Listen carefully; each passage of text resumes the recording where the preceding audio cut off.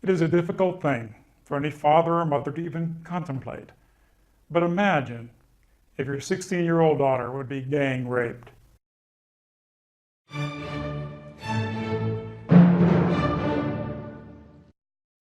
What if your daughter's a cheerleader at a local high school?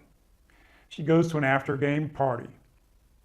4 powerful football players, including one of the stars, force your daughter into an empty room. They lock the doors. They threaten her. They force her to the floor. They pull off her clothes, and then they take turns gang raping her. They threaten her to be silent, but she screams for help, crying, "Don't, no, stop." Other students respond to her screams, finally realizing it's no joke, and they break down the door.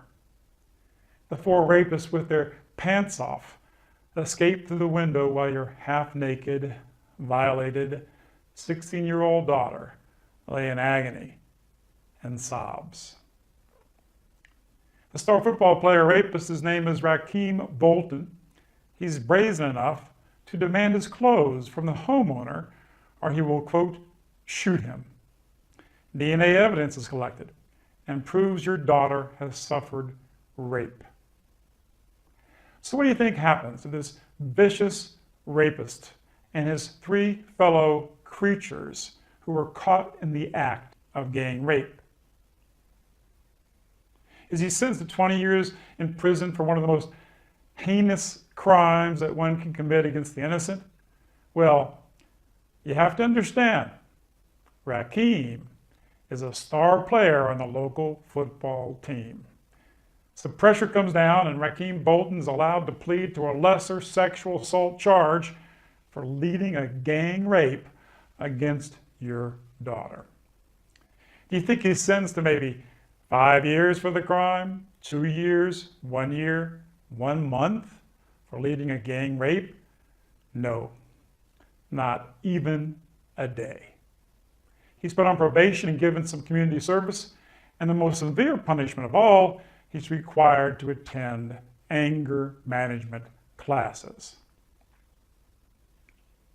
Rakheem, the rapist, is let back into school. After all, rapists who can shoot basketballs and catch footballs are a much needed commodity in our crazy, sick nation. The story itself is symptomatic of how sick and twisted our once proud America has become. But the story is not over. The girl determined to go forward in her life despite this horrible crime against her. She went back to school, rejoined the cheerleader squad. But the tribal buddies of the gang rapists repeatedly assault her with obscene trash talk and threats, so much so that the school authorities advise her to avoid the cafeteria.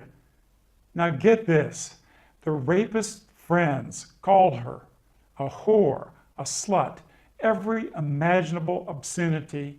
They threaten her. But instead of calling them to account, the victim is told she can't go into her own school's cafeteria. Rakheem, the rapist, is put back on the basketball team, and the cheerleaders are told to chant and cheer for Rakheem the Wonderful. The rape victim can't bring herself to chant for the beast that raped her, and she remains silent.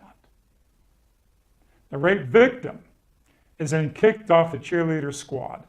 Her mother and father go to court to restore her to the cheerleader squad, but the judge rules that it's perfectly fine for a school to kick a girl off of a cheerleader squad for not cheering for a creature who raped her.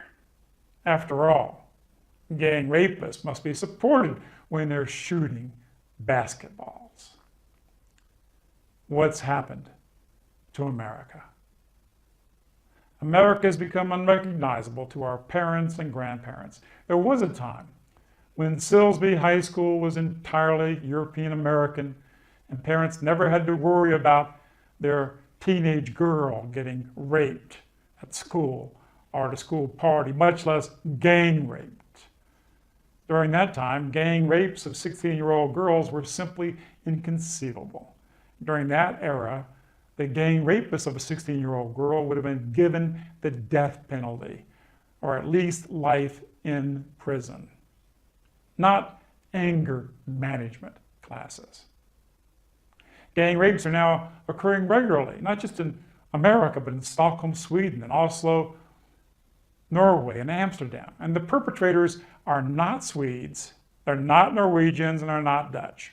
Rapes are becoming commonplace in European cities where they never occurred before. Europe follows the example of our sick America. And America is following the example of the sick masters of the Hollywood and entertainment media. Rape's an epidemic in our country. People at one time had a morality that would not allow a rapist to go free, even if he were a sports star. In fact, he'd probably be treated even more harshly for his supreme act of betrayal of the public trust. I know people will say that race has nothing to do with all of this. Do you really believe that?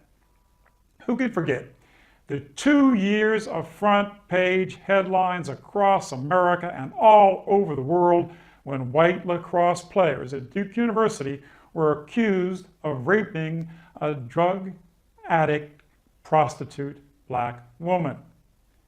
Later it was admitted that the whole story was a total lie. But while white crimes across racial lines are headlined, black crimes, which are more frequent, against whites, are covered up. The controlled media creates a digital reality exactly opposite of the real physical reality all around us. Unfortunately, no matter what occurs in Hardin County, Texas, even the people there will see 1,000 times more images of the celluloid reality, the digital reality, rather than the physical reality around them. The 16-year-old cheerleader wasn't a drug addict. She wasn't a stripper or a prostitute. She was a high school kid. The news of her being raped by 4 sports players didn't even hardly make it outside of Hardin County, Texas. But thank God for the internet, because now you're hearing this story. Let's make this a wake-up call for America and for Europe and for the world. Perhaps the most important message for us who actually care for our kids more than our sports team is how the mass entertainment media in America instills the lowest of values into our people. It's one in which people have to find a purpose by rooting for their sports team because everything else has gone to bloody hell.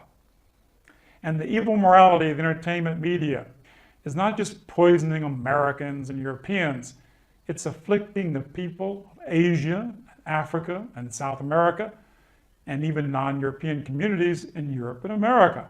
They're also seeing the innocent among themselves being hurt and harmed by this new and vicious morality. One day, perhaps long before the Andreas fault does it for us, not only will Americans reclaim their values, but so will those all over the world who are poisoned by the global media coming out of Hollywood and New York.